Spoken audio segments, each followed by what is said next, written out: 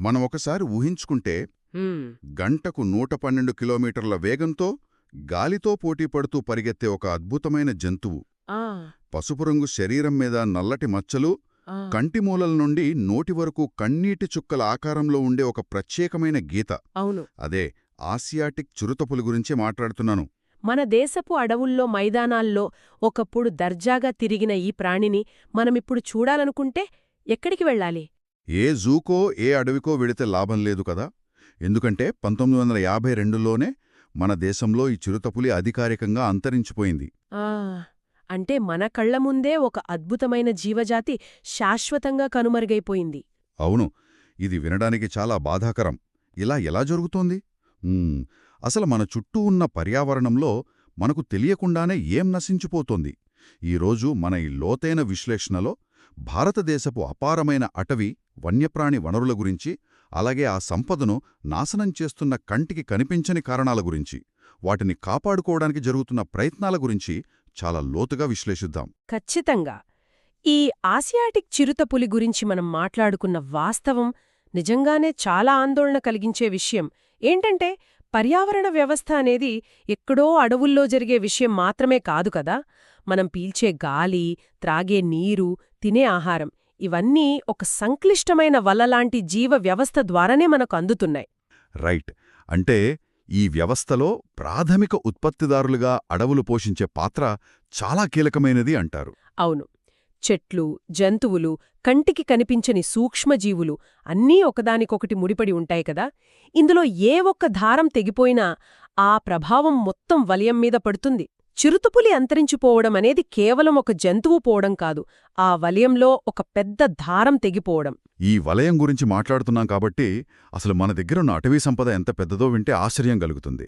మన సోర్సెస్ చూస్తే ప్రపంచంలోనే మొత్తం జీవజాతులలో సుమారు 8%, అంటే దాదాపు 1.6 మిలియన్ల జాతులు మన భారతదేశంలోనే ఉన్నాయి. ఓ, 8% అంటే చాలా పెద్ద సంఖ్య. అవును కదా. ఇందులో 81,000 జంతుజాతులు, 47,000 వృక్షజాతులున్నాయి. ఇంకా విశేషం ఏమిటంటే ఈ 47,000 వృక్షజాతులలో సుమారు 15,000 పూల మొక్కలు కేవలం మన భారతదేశానికే పరిమితమైనవి. వినడానికి నంబర్స్ చాలా గర్వకారణంగా అనిపిస్తాయి, కానీ ఇన్ని లక్షల జాతులున్నప్పుడు వాటిలో ఏవి సురక్షితంగా ఉన్నాయి, ఏవి ప్రమాదంలో ఉన్నాయని మనం ఎలా కనిపెడతాం? ఇది చాలా ముఖ్యమైన పాయింట్. భూమి మీద ఉన్న ఈ అపారమైన జీవరాశిని గమనించడానికి international union for conservation of nature, అదే IUCN అనే ఒక అంతర్జాతీయ సంస్థ ఒక కొలమానాన్ని ఉపయోగిస్తుంది.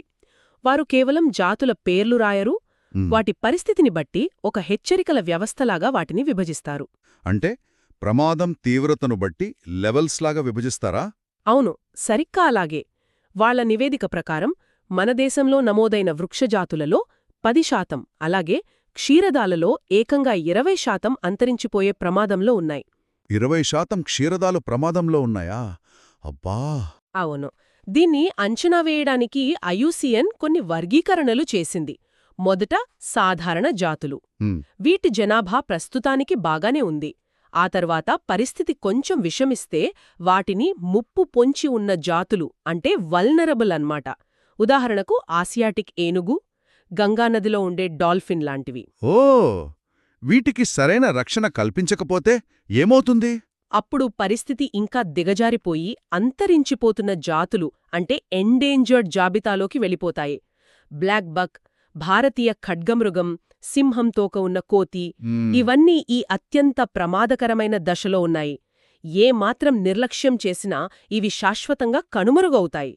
ఇక జనాభా మరీ తక్కువగా ఉన్న హిమాలయన్ బ్రౌన్ బేర్, ఎడారి నక్కలాంటి వాటిని అరుదైన జాతులుగా వర్గీకరించారు. ఇందాక మనం అనుకున్నాం కదా, 15,000 పూల మొక్కలు కేవలం భారతదేశానికే పరిమితమని. ఆ మాటికి కూడా ఏదైనా ప్రత్యేకమైన వర్గీకరణ ఉంటుందా? ఒకే ప్రాంతానికి పరిమితమైతే వచ్చే ప్రమాదమేంటి? వాటినే ఎండమిక్ జాతులు అంటారు. అంటే అవి ప్రపంచంలో మరెక్కడా ఉండవు, కేవలం ఒక నిర్దిష్ట ప్రాంతంలో మాత్రమే పెరుగుతాయి. అండమాన్ టీల్ అనే పక్షి, నికోబార్ పావురం, అరుణాచల్ ప్రదేశ్లోని మిథున్ అనే జంతువు, ఇవన్నీ ఎండమిక్ కిందకొస్తాయి. రైట్. అంటే అవి ఆ చిన్న వాతావరణానికి అలవాటు పడిపోతాయి కదా. ఖచ్చితంగా. వీటి సమస్య ఏమిటంటే, ఆ చిన్న దీవిలోనో, ఆ ఒక్క అడవులోనో ఏ చిన్న వాతావరణ మార్పు వచ్చినా, లేదా మనుషులక్కడ ఏమైనా నిర్మాణాలు చేపట్టినా, ఆ జాతులకు వేరే ప్రత్యామ్నాయం ఉండదు. తట్టుకోలేక వెంటనే చనిపోతాయి. ఈ దశలన్నీ దాటిపోయిన తర్వాత మిగిలే అత్యంత విషాదకరమైన వర్గీకరణే అంతరించిపోయిన జాతులు. అంటే ఎక్స్టింక్ట్ అనమాట. అవును, ఎక్స్టింక్ట్. మనం మొదట మాట్లాడుకున్న ఆసియాటిక్ చిరుతపులి, పింక్ హెడెడ్ డక్ లాంటివి ఈ జాబితాలోకే వెళ్ళిపోయాయి. ఇది వింటుంటే పరిస్థితి చాలా ఆందోళనకరంగా అనిపిస్తోంది. కానీ ఇక్కడే ఒక పెద్ద సందేహం వస్తోంది. ఒకవైపేమో ఇన్ని జంతువులు, మొక్కలు అంతరించిపోతున్నాయని ఈ నివేదికల ద్వారా అర్థం చేసుకుంటున్నాం. కానీ ప్రభుత్వ గణాంకాలను చూసినప్పుడు 97-99 మధ్యకాలంలో మన అటవీ విస్తీర్ణం ఏకంగా 10,098 చదరపు కిలోమీటర్లు పెరిగిందని స్టేట్ ఆఫ్ ఫారెస్ట్ రిపోర్ట్ చెప్తోంది గదా.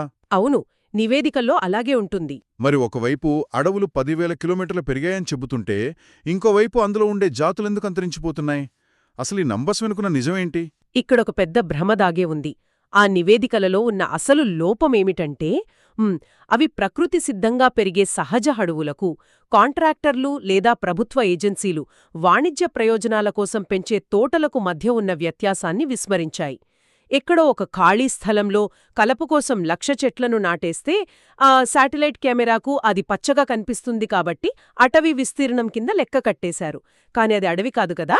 రైట్. అదొక తోట మాత్రమే. దీనిని బట్టి నాకేమర్థమవుతోందంటే, వందల రకాల వంటకాలున్న ఒక అద్భుతమైన బఫే భోజనాన్ని తీసేసి దాని స్థానంలో కేవలం ఒకే రకమైన కూరను మాత్రమే వడ్డించినట్లుంది. సహజ అడవిలో అయితే వందల రకాల చెట్లు, పండ్లు, పువ్వులు ఉంటాయి. అది బఫే లాంటిది. కాని కలప కోసం పెంచే తోటలో కేవలం ఒకే రకమైన చెట్టు ఉంటుంది. భరే చెప్పారు. ఆ ఒక్క రకం చెట్టు కలప అమ్ముకునేవారికి లాభం చేకూర్చవచ్చు. కాని ఆ బఫే మీద ఆధారపడి బతికే పక్షులు, కీటకాలు, జంతువుల పరిస్థితేంటి? వాటన్నింటినీ ఆకలితో మాడిచేసినట్లే కదా. అవును, పర్యావరణ వ్యవస్థ కుప్పకూలిపోతోంది. ఖచ్చితంగా అదే జరుగుతోంది. ఈ ఒకే రకమైన చెట్లను పెంచే విధానం వల్ల, అంటే మోనోకల్చర్ వల్ల పర్యావరణ వ్యవస్థలు ఎలా దెబ్బతింటాయో మనం చరిత్ర నుండే చూడొచ్చు. దీని మూలాలు వలసవాదుల, అంటే బ్రిటిష్ వారి విధానాల్లో ఉన్నాయి. ఓ, వాళ్ళ పాలనలో మొదలైందా ఇది? పద్ధతిని తీసుకొచ్చారు. దక్షిణ భారతదేశంలో సహజ అడవులను నరికేసి వాటి స్థానంలో టేకు చెట్లను మాత్రమే ఒకే రకమైన తోటలుగా పెంచారు. అలాగే హిమాలయాల్లో స్థానికంగా ఉండే హిమాలయన్ ఓక్, రోడోడెండ్రాన్ అడవులను నాశనం చేసి వాటి స్థానంలో వాణిజ్యపరంగా లాభమిచ్చే చిర్పైన్ చెట్లను నాటారు.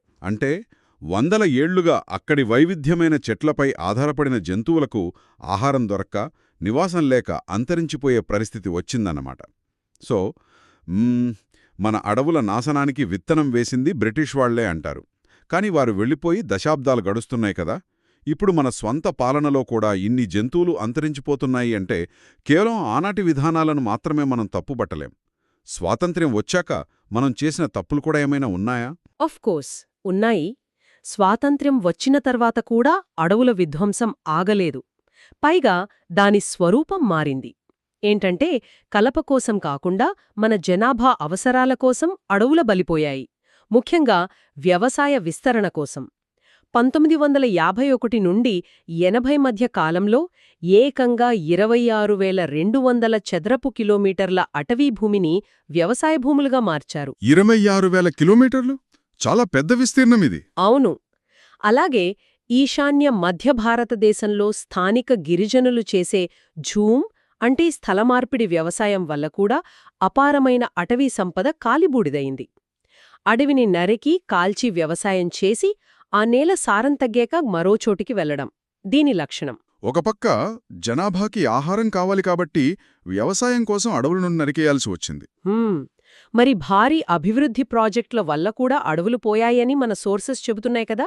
దాని ప్రభావం ఎంత మేరకుంది? నదీలోయ ప్రాజెక్టుల వల్ల జరిగిన నష్టం అంతా ఇంతా కాదు. 52 నుండి ఇలాంటి ప్రాజెక్టుల వల్ల దాదాపు 5,000 చదరపు కిలోమీటర్ల అడవులు ముంపుకు గురయ్యాయి. ఒక్క మధ్యప్రదేశ్లోని నర్మదాసాగర్ ప్రాజెక్టు వల్లే ఏకంగా 40,000 హెక్టార్ల అడవి నీట మునిగిపోయే పరిస్థితి ఏర్పడింది. 40,000 హెక్టార్ల నీటిపాలయిందన్నమాట. అవును. దీనికి తోడు మైనింగ్ అనేది మరో పెద్ద వినాశనం. ఉదాహరణకు పశ్చిమ బెంగాల్లోని బక్సా టైగర్ రిజర్వ్లో డోడోమైట్ మైనింగ్ జరుగుతోంది. దీనివల్ల ఏమవుతోందో తెలుసా? ఎన్నో దశాబ్దాలుగా ఏనుగులు ఒక అడవి నుండి మరో అడవికి వలస వెళ్లే సహజ మార్గాలుంటాయి. ఈ మైనింగ్ వల్ల ఆ మార్గాలకు ఆటంకం కలుగుతోంది. వాటి దారి మూసుకుపోవడంతో అవి ఊళ్లలోకి రావడం, మనుషులతో సంఘర్షణ జరగడం మొదలైంది. రైట్. అంటే ఇదంతా వింటుంటే అడవిని మనం కేవలం ఒక వనరుగా, ఒక రిసోర్స్గా మాత్రమే చూస్తున్నాం, కానీ ప్రాణమున్న ఒక జీవ వ్యవస్థగా చూడట్లేదు అనిపిస్తోంది. సరే, అభివృద్ధి కోసం, లాభాల కోసం అడవుల్ని నాశనం చేస్తున్నారు. కానీ దీనివల్ల సామాన్య మనుషుల రోజువారీ జీవితాలపై, ముఖ్యంగా గ్రామీణ సమాజంపై పడుతున్న ప్రభావం గురించి మనం మాట్లాడుకోవాలి. ఎందుకంటే ఒక అడవి పోతే కేవలం జంతువులే కాదు కదా నష్టపోయేది. ఖచ్చితంగా. దీని మనం కొంచెం విశాల దృక్పథంతో అర్థం చేసుకోవాలి. పర్యావరణ విధ్వంసం అనేది కేవలం పచ్చదనం పోవడం మాత్రమే కాదు, అదొక తీవ్రమైన సామాజిక సంక్షోభం. అడవులు దెబ్బతిన్నప్పుడు దానిపై ప్రత్యక్షంగా ఆధారపడి బతికే అట్టడుగు వర్గాలు, గిరిజనులు, గ్రామీయ పేదలు తీవ్రంగా నష్టపోతారు. ముఖ్యంగా మహిళల పరిస్థితి వర్ణనాతీతంగా మారుతుంది. మహిళలపై ఎలా ప్రభావం పడుతుందంటారు? మన గ్రామీణ సమాజాల్లో వంట చెరకు, పశువుల మేత, త్రాగునీరు తీసుకురావడం ప్రధానంగా మహిళల బాధ్యతగా ఉంటుంది కదా. అడవులు, నీటి వనరులు నాశనమైనప్పుడు ఒక పూట వంట చేసుకోవడానికి కావలసిన కట్టెల కోసం వారు రోజుకు 10 కిలోమీటర్లకు పైగా నడవాల్సొస్తోంది. రోజుకు 10 కిలోమీటర్లు నడవడం, అబ్బా, ఇది మాటలు కాదు గదా. దీనివల్ల ఆ మహిళల ఆరోగ్యం తీవ్రంగా దెబ్బతింటోంది. పైగా రోజులో సగం సమయం కేవలం కట్టెలు, నీళ్లు తేవడానికే సరిపోతే ఇక వాళ్ళు వేరే పనులెలా చేసుకోగలరు? ఇంట్లో పిల్లల పెంపకం పట్ల, వాళ్ల చదువుల పట్ల అనివార్యంగా నిర్లక్ష్యం ఏర్పడుతుంది. అంటే పర్యావరణ నష్టం నేరుగా పేదరికానికి దారితీస్తోందన్నమాట. అవును. కరువులు, వరదలు లాంటి ప్రకృతి విపత్తులు వచ్చినప్పుడు కూడా ఈ పేదలే ముందుగా సర్వస్వం కోల్పోయేది. పర్యావరణ నాశనానికి మూలకారణం ఒకరైతే దాని పరిణామాలను అనుభవించేది మరొకరు. ఇక్కడ వనరుల వినియోగంలో ఉన్న అసమానతలను మనం నిశితంగా గమనించాలి. అసమానతలంటే ఏ విధంగా? ఒక సగటు అమెరికన్ వనరుల వినియోగం ఒక సొమాలియన్ వినియోగం కంటే 40 రెట్లు ఎక్కువ. అలాగే మన భారతదేశంలో కూడా అత్యంత ధనవంతులైన 5% మంది ప్రజలు అట్టడుగున ఉన్న 25% మంది ప్రజల కంటే పర్యావరణంపై ఎక్కువ ప్రభావాన్ని, ఎక్కువ నష్టాన్ని కలిగిస్తున్నారు. కానీ ఆ పర్యావరణ విధ్వంసం వల్ల వచ్చే కరువులను ఎదుర్కొనేది మాత్రం ఆ పేదలే. ఎవరైతే అడవికి తక్కువ నష్టం చేస్తున్నారో వాళ్లే ఎక్కువ బాధలు పడుతున్నారు. ఈ వనరుల దోపిడీ, మనుషుల స్వార్థం గురించి మాట్లాడుకుంటున్నప్పుడు మన సోర్సెస్లో ఉన్న ఒక అద్భుతమైన, ఒక రకంగా సంక్లిష్టమైన కథ గురించి ప్రస్తావించాలి. అదే హిమాలయన్ యూ వృక్షం కథ. అవును, ఈ హిమాలయన్ యూ అనేది ఒక అరుదైన ఔషధ మొక్క. శాస్త్రీయంగా టాక్సస్ వల్లాచియానా అని పిలుస్తారు. ఇది హిమాచల్ ప్రదేశ్, అరుణాచల్ ప్రదేశ్లోని కొన్ని ప్రాంతాల్లో మాత్రమే కనిపిస్తుంది. దీని ప్రత్యేకత ఏమిటంటే ఈ చెట్టు బెరడు, ఆకులు, వేర్ల నుండి టాక్సాల్ అనే ఒక శక్తివంతమైన రసాయనాన్ని తీస్తారు. అదే ఆ క్యాన్సర్ మందు కదా. ఖచ్చితంగా. ప్రపంచవ్యాప్తంగా క్యాన్సర్కు అత్యంత ప్రాచుర్యం పొందిన, అత్యధికంగా అమ్ముడవుతున్న మందు ఇదే. ఒక్కసారి ఇక్కడ ఆగి ఆలోచిద్దాం. క్యాన్సర్ అనేది ఎంత భయంకరమైన వ్యాధో మనందరికీ తెలుసు. దాన్ని నయం చేయడానికి, మనుషుల ప్రాణాలు నిలబెట్టడానికి ఒక అరుదైన చెట్టును వాడుకోవడంలో తప్పేముంది అని ఎవరికైనా అనిపించవచ్చు. ఎంతోమంది రోగులకు ప్రాణదానం చేస్తున్న ఆ మందు తయారీని ఆపడం సరైనదేనా? ఒక మనిషి ప్రాణం కంటే ఒక చెట్టు విలువైందా? మీరు లేవనెత్తిన ప్రశ్న చాలా సహేతుకమైనది. ఔషధాల కోసం వాడుకోవడం ముమ్మాటికీ తప్పుకాదు. మనిషి ప్రాణం నిలబెట్టడానికే ప్రకృతి ఆ వనరుని ఇచ్చింది. కాని ఇక్కడ అసలు సమస్య వాడుకోవడం కాదు, ఆ మితిమీరిన దోపిడీ.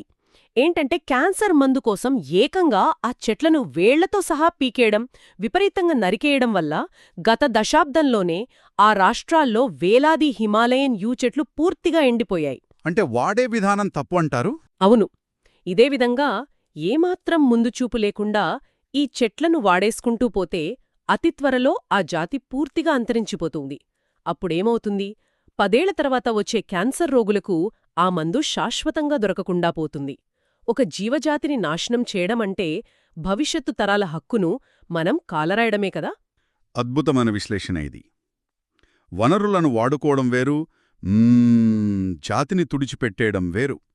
లాభం కోసం ఒక వ్యవస్థను నాశనం చేయడం భవిష్యత్తును ప్రశ్నార్థకం చేయడమే. సరే, ఇప్పటిదాకా మనం పర్యావరణం ఎలా నాశనమవుతోంది, జంతువులు చెట్లు ఎలా అంతరించిపోతున్నాయనే వినాశనం గురించే మాట్లాడుకున్నాం. మరి దీన్ని ఆపడానికి ఏమీ జరగలేదా? ఈ జీవవైవిధ్యాన్ని కాపాడుకోవడానికి ప్రభుత్వాలు ఎలాంటి ప్రయత్నాలు చేశాయి? అసలు జీవవైవిధ్యాన్ని రక్షించుకోవడం ఎందుకంత అవసరం? జీవవైవిధ్యం అనేది కేవలం అడవులకో జంతువులకో సంబంధించిన విషయం కాదు. అది మన మనుగడకు పునాది. పర్యావరణ సమతుల్యత దెబ్బతింటే నేల సారం తగ్గుతుంది, వర్షపాతం మారుతుంది. మనం తినే తిండి, పండే వ్యవసాయం, మత్స్య పరిశ్రమ అన్నీ ఈ వాతావరణంపైనే ఆధారపడి ఉన్నాయి కదా. ఈ తీవ్రమైన ప్రమాదాన్ని 60లోనే కొంతమంది పర్యావరణవేత్తలు గుర్తించారు. ఓహో, అప్పట్లోనే గుర్తించారా? అవును.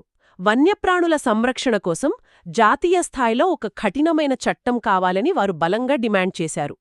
ఆ పోరాటాల ఫలితంగానే 72లో భారతీయ వన్యప్రాణి సంరక్షణ చట్టం అమల్లోకొచ్చింది. రైట్. ఈ చట్టం రావడం వల్ల పరిస్థితుల్లో ఎలాంటి మార్పు వచ్చింది? జంతువులను వేటాడటం లాంటివి ఆపగలిగారా? ఖచ్చితంగా. ఈ చట్టం కింద అంతరించిపోతున్న జాతుల వేటను పూర్తిగా నిషేధించారు, వాటి వ్యాపారాన్ని చట్టవిరుద్ధం చేశారు. వన్యప్రాణుల నివాసాలను కాపాడేందుకు దేశవ్యాప్తంగా అనేక జాతీయ పార్కులు, వన్యప్రాణి సంరక్షణ కేంద్రాలను ఏర్పాట్చేయడం ప్రారంభించారు. కేంద్ర, రాష్ట్ర ప్రభుత్వాలు కలిసి కొన్ని ప్రత్యేకమైన తీవ్ర ముప్పు ఎదుర్కొంటున్న జంతువుల కోసం ప్రాజెక్టులు కూడా తెచ్చాయి. అంటే ఏ జంతువుల కోసం? ఒంటికొమ్ము ఖడ్గమృగం, కాశ్మీర్ స్టాగ్, 3 రకాల మొసళ్ల కోసం ప్రత్యేక రక్షణ కల్పించారు. కానీ వీటన్నింటికంటే అత్యంత ముఖ్యమైనది ప్రపంచంలోనే ఒక మైలురాయిలాంటి కార్యక్రమం. 1973లో ప్రారంభించిన ప్రాజెక్ట్ టైగర్. Project tiger. అబ్బా, మన నివేదికల్లో పులుల జనాభాకు సంబంధించిన నంబర్స్ చూస్తే నిజంగా షాకవుతాం. 20వ శతాబ్దం ప్రారంభంలో వేసిన అంచనాల ప్రకారం భారతదేశంలో సుమారు 55,000 పులులుండేవట. కానీ ప్రాజెక్ట్ టైగర్ ప్రారంభించే నాటికి, అంటే 73 నాటికి ఆ సంఖ్య కేవలం 1827కు పడిపోయింది. అవును, ఇది చాలా తీవ్రమైన క్షీణత. 55,000 నుంచి 1800కు పడిపోవడమంటే ఇది మామూలు పతనం కాదు కదా. అసలు ఇన్ని వేల పులులు ఏమైపోయాయి? కేవలం వేట మాత్రమే ఇంత భారీ వినాశనానికి కారణమా? వేట అనేది ఒక ప్రధాన కారణమే. ముఖ్యంగా కొన్ని ఆసియా దేశాల్లో పులి చర్మం, వాటి ఎముకలను సాంప్రదాయ మందుల్లో విపరీతంగా వాడతారు. ఈ అంధవిశ్వాసాల వల్ల పులులకు విపరీతమైన డిమాండ్ ఏర్పడి విచ్చలవిడిగా వేటాడారు. దానికి తోడు మన జనాభా పెరగడం, వ్యవసాయం కోసం అడవులు నరికేయడం వల్ల పులుల నివాసాలు తగ్గిపోయాయి. అంటే వాటికి ఆహారం కూడా తగ్గిపోయి ఉంటుందేమో కదా. ఖచ్చితంగా. అడవులు తగ్గడంతో పులులు తినే జింకలు, అడవి పందులు లాంటి జంతువులు దొరకకపోవడం కూడా వాటి క్షీణతకు దారితీసింది. ఇక్కడ మనం గుర్తుంచుకోవాల్సిన ఇంకో విషయమేంటంటే, ప్రపంచంలో ఉన్న మొత్తం పులుల సంఖ్యలో 2/3 పులులు కేవలం మన భారత్, నేపాల్ దేశాల్లోనే ఉన్నాయి. ఎక్కడైతే సంపద ఎక్కువగా ఉంటుందో దొంగల కన్ను అక్కడే పడుతుంది కదా. ఆటోమేటిక్గా అంతర్జాతీయ అక్రమ రవాణాదారులకు మన అడవులు ప్రధాన లక్ష్యంగా మారాయి.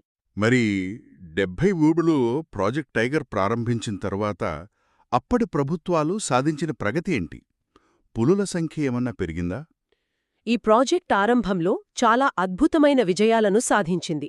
73లో 1827గా ఉన్న పులుల సంఖ్య ప్రభుత్వం తీసుకున్న కఠిన చర్యల వల్ల 89 నాటికి 4,334కు చేరింది. ఓ, దట్స్ గ్రేట్. కానీ ఇది ఎప్పుడూ ఒకేలా సాఫీగా జరగలేదు.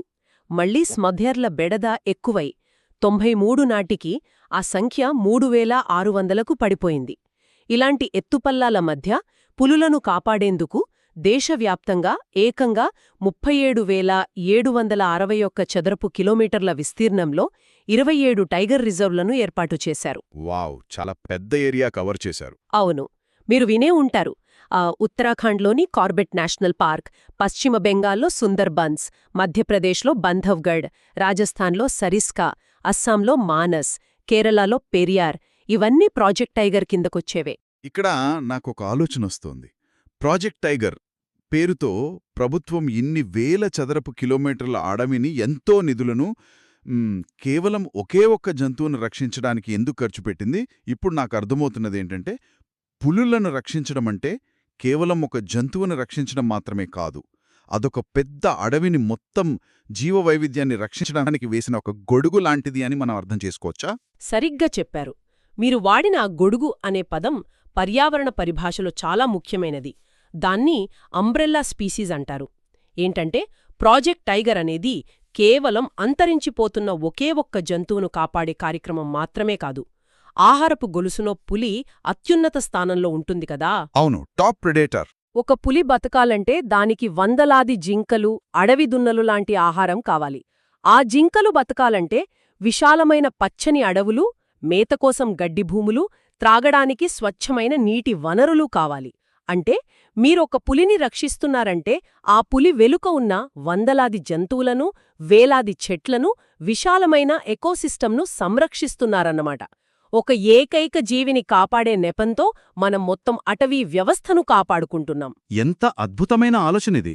అంటే మన సంరక్షణ విధానాలు కాలంతో పాటు ఎంతో పరిణతి చెందుతున్నాయన్నమాట. సరే, ఇప్పుడు మనం ఈ లోతైన విశ్లేషణ ముగింపుకొస్తున్నాం. ఇప్పటివరకు మనం పర్యావరణ వ్యవస్థ యొక్క ప్రాముఖ్యత, భారతదేశపు అపారమైన జీవ వైవిధ్యం గురించి చర్చించాం.